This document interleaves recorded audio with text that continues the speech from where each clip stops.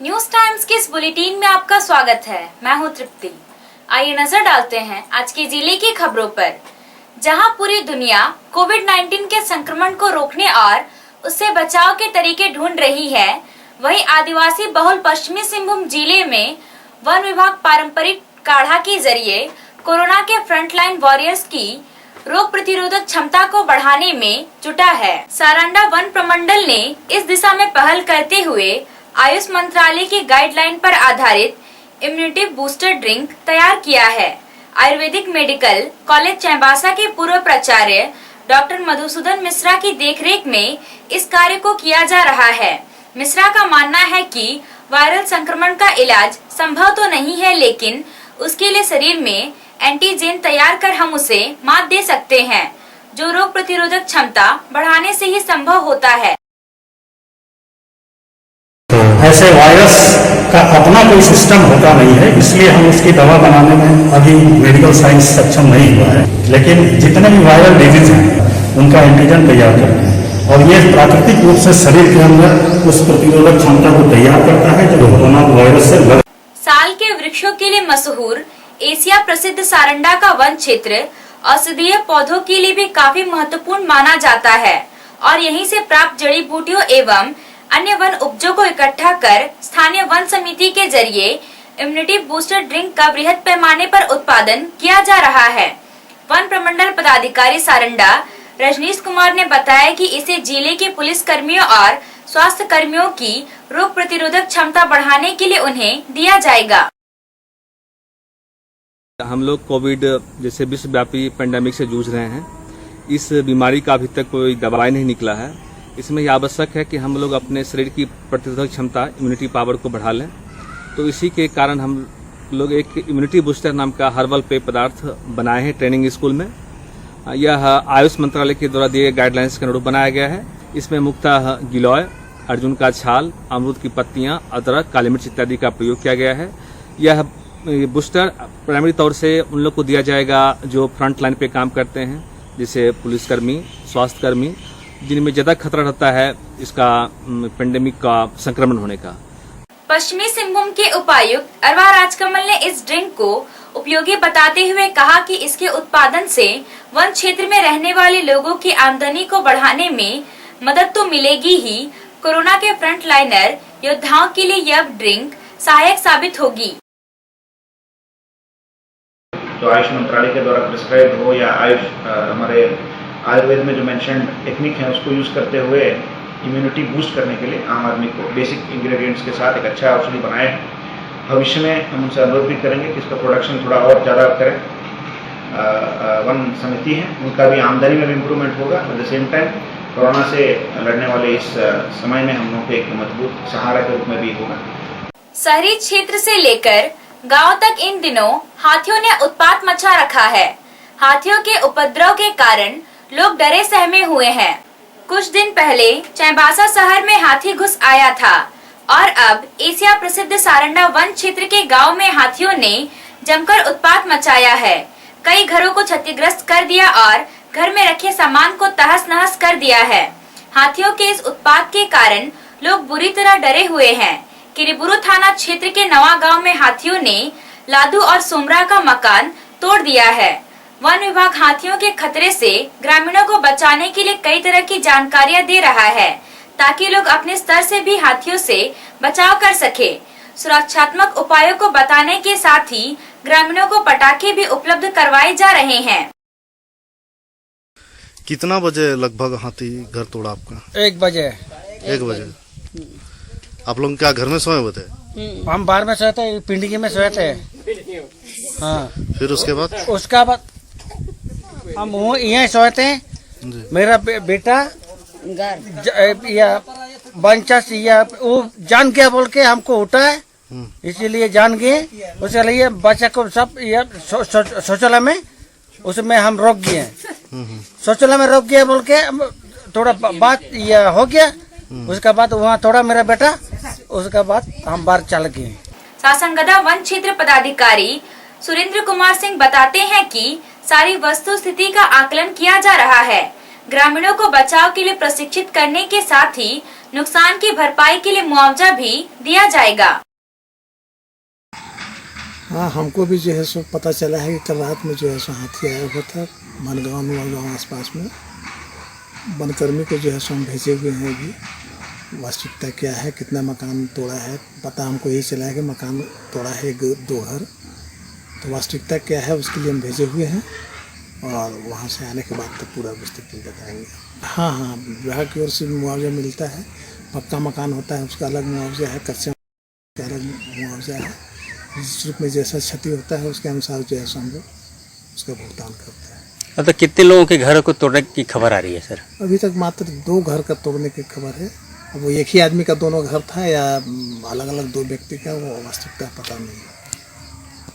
पश्चिमी सिंहभूम के पुलिस अधीक्षक इंद्रजीत माथा ने कहा कि लॉकडाउन के दौरान अकेले रह रहे पुरुष, महिला और बुजुर्ग दंपति को आकस्मिक चिकित्सकीय सुविधा उपलब्ध कराने के लिए विशेष व्यवस्था किया गया है। पुलिस अधीक्षक ने कहा कि लॉकडाउन के दौरान जो भी व्यक्ति अपने आवश्यक सामानों, दवा और चिकित्सकीय सुविधा खुद प्राप्त करने में सक्षम नहीं है, जिनके परिवार के सदस्य या रिश्तेदार लॉकडाउन में कहीं फंस गए हैं, वैसे व्यक्ति 06582 255 164 या 259911 मोबाइल नंबर 9297878404, व्हाट्सएप नंबर 9508243546 पर सूचना देकर आवश्यक सामग्री, दवा और अन्य सामान प्राप्त कर सकते हैं। अखिल भारतीय धोबी महासंघ के प्रदेश उपाध्यक्ष राजकुमार रजक ने झारखंड प्रदेश कांग्रेस कमेटी के अध्यक्ष और खाद्य आपूर्ति मंत्री रामेश्वर उरांव के बयान का स्वागत किया है। राजकुमार रजक ने कहा कि लॉकडाउन के कारण धोबी, नाई और पुजारी को काफी आर्थिक संकट का सामना करना पड़ रहा है। ऐसे संकट काल में मंत्री रामेश्वर उरांव ने कहा है कि धोबी, नाई और पुजारी को राहत सामग्री उपलब्ध कराई जाएगी।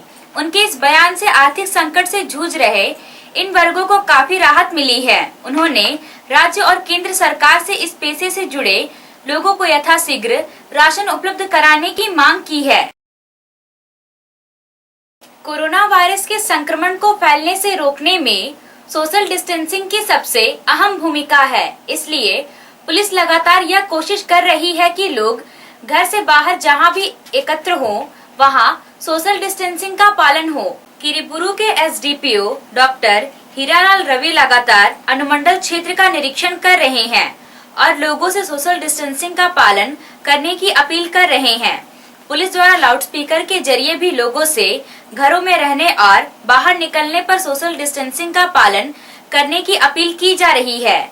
एसडीपीओ ने कहा कि जागरूकता कार्यक्रम और अपील के बाद भी यदि कोई लॉकडाउन का उल्लंघन करते पाया जाएगा तो उसके खिलाफ सख्त कार्रवाई की जाएगी।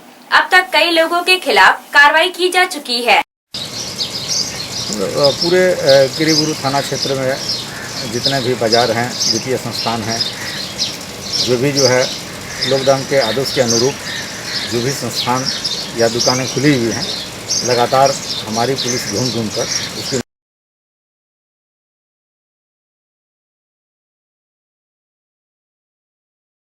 तो अनुरोध कर रही है। ये लगातार जो है हम लोगों अलग अलग क्षेत्रों में घूम कर, चाहे SBI बैंक हो, बैंक ऑफ इंडिया हो, यहाँ एक क्षेत्रीय ग्रामीण बैंक भी है, वो है।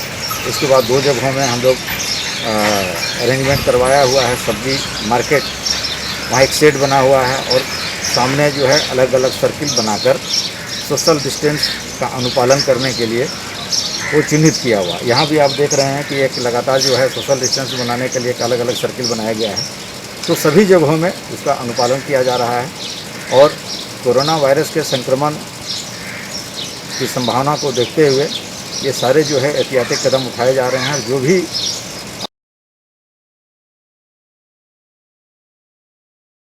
जो मिलता रहा है उसका अक्षरशः अनुपालन हम लोग कराते रहे।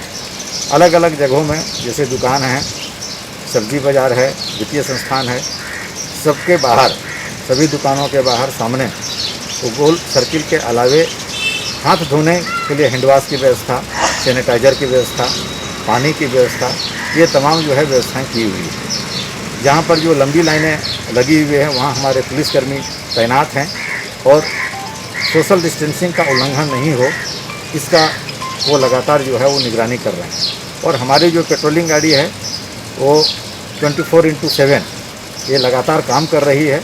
सारे हमारे जो पुलिसकर्मी हैं, हमारे जो पदाधिकारी हैं, लगातार क्षेत्रों में घूम घूम कर आदेश का उल्लंघन ना हो इसकी पूरी जो है निगरानी कर रहे हैं। अब तक कितने लोगों पर आपके अनुमंडल क्षेत्र में मामला दर्ज होगा सर? ये अभी तक हम लोगों ने जो है 1 दर्जन से ऊपर FIR कर चुका है और लगभग 100 से अधिक लोगों के विरुद्ध जो है प्राथमिकी दर्ज की गई। उरांव समाज की ओर से आज वन भूजनी पूजन का आयोजन किया गया। लॉकडाउन के कारण पूजा के दौरान सोशल डिस्टेंसिंग का खास ख्याल रखा गया। उरांव समाज के पुजारी द्वारा रात में अखाड़ों में पूजा की गई। मान्यता है कि हैजा, चेचक, मलेरिया जैसी महामारी से बचने के लिए इस पूजा का आयोजन किया जाता है। पारंपरिक तरीके से लोग पूजा को संपन्न कराते हैं। कोल्हान प्रमंडल के नए DIG पद पर राजीव रंजन सिंह का स्थानांतरण किया गया है, जबकि कोल्हान के निवर्तमान DIG कुलदीप द्विवेदी का झारखंड जगुआर में स्थानांतरण कर दिया गया है। झारखंड सरकार ने बड़े पैमाने पर राज्य में IPS पदाधिकारियों का स्थानांतरण किया है। स्थानांतरित 35 IPS पदाधिकारियों में 5 नौ प्रोन्नत देकर DIG पद पर स्थानांतरित किया गया है। पाकुड़ जिला के SP रहे राजीव रंजन सिंह को पदोन्नत करते हुए कोल्हान के DIG पद पर स्थानांतरित किया गया है। लॉकडाउन के दौरान जरूरतमंद लोगों की मदद के लिए चाईबासा चेंबर ऑफ कॉमर्स शुरू से कार्य कर रहा है। जरूरतमंद लोगों को खाने पीने के सामान की दिक्कत नहीं हो, इसके लिए चेंबर लगातार प्रयास कर रहा है। ऐसा रुंगटा ग्रुप के सहयोग से 1000 खाद्यान्न के पैकेट का वितरण किया गया था, जिसके बाद अब आपसी सहयोग से चेंबर की ओर से 1200 पैकेट खाद्यान्न का वितरण जारी है। आज संत जेवियर बॉयज स्कूल मैदान में 150 पैकेट खाद्यान्न और चाईबासा नगर परिषद के परिसर में 100 पैकेट खाद्यान्न का वितरण किया गया। संत जेवियर स्कूल परिसर में प्राचार्य फादर सहाय की उपस्थिति में खाद्यान्न पैकेट का वितरण किया गया, जबकि नगर परिषद में वितरण के मौके पर SDO परितोष कुमार ठाकुर और नगर परिषद के कार्यपालक पदाधिकारी अभय कुमार झा भी मौजूद रहे। चाईबासा चेंबर के अध्यक्ष नितिन प्रकाश ने कहा कि खाद्यान्न पैकेट वितरण करने का यह सिलसिला लगातार जारी रहेगा। उपायुक्त अरवा राजकमल ने कोविड-19 महामारी के नियंत्रण हेतु स्वास्थ्य विभाग के द्वारा किए जा रहे कार्यों की समीक्षा की। आज के बैठक में स्वास्थ्य विभाग के निर्देश के आलोक में वायरस पीड़ित रोगी सामने आने पर त्रिस्तरीय अस्पताल की व्यवस्था करने से संबंधित विषयों पर विस्तृत रूप से चर्चा की गई। बैठक में पुलिस अधीक्षक इंद्रजीत महथा, उप विकास आयुक्त Aditya Ranjan, civil surgeon doctor Manju Dubey उपस्थित रहीं। उपायुक्त ने बताया कि त्रिस्तरीय अस्पताल व्यवस्था के तहत जिले में प्राथमिक स्तर पर कोविड केयर सेंटर तैयार किया जा रहा है, जहां वैसे पीड़ित व्यक्ति को रखा जाएगा जिनमें वायरस संक्रमण का कोई भी लक्षण मौजूद नहीं है। इस व्यवस्था के तहत जिला प्रशासन के द्वारा 5 केंद्रों पर 420 बेड की व्यवस्था करने की योजना पर कार्य किया जा रहा है। इसके लिए उप विकास आयुक्त के देखरेख में बेड लगाने के साथ साथ आवश्यक सुविधा उपलब्ध करवाने का कार्य जारी है। उपायुक्त ने बताया कि द्वितीय स्तर पर डेडिकेटेड कोविड हेल्थ सेंटर के लिए सदर अस्पताल चाईबासा, सेल अस्पताल गुआ, मेगा हाथू बुरू, टाटा अस्पताल नौमुंडी के साथ साथ जिला अंतर्गत विशेषकर मनोहरपुर, सोनुआ, खुटपानी आदि स्थित सामुदायिक स्वास्थ्य केंद्रों में कुल 178 बेड की व्यवस्था करने का निर्णय आज की बैठक में लिया गया है। उन्होंने बताया कि जिले में वायरस संक्रमित अति गंभीर मामला सामने आने पर उनके इलाज हेतु कोविड समर्पित दक्षिण पूर्व रेलवे मंडल अस्पताल चक्रधरपुर में ICU व्यवस्था सुदृढ़ करते हुए अस्पताल को तैयार कर लिया गया है। आज स्वास्थ्य विभाग का समीक्षा किया गया है। पुलिस अधीक्षक जिला के उप विकास आयुक्त और सिविल सर्जन पूरा मेडिकल टीम के साथ अभी जो कोविड नियंत्रण के लिए जो की गई कार्रवाई है उसका समीक्षा किया गया। विशेषकर जो कोविड नियंत्रण में इनकेस अगर कोई पॉजिटिव पेशेंट आते हैं तो उनको इलाज कराने के लिए जो त्रिस्तरीय जो हॉस्पिटल की व्यवस्था रखना है, इसके बारे में भी डिटेल चर्चा किया गया है।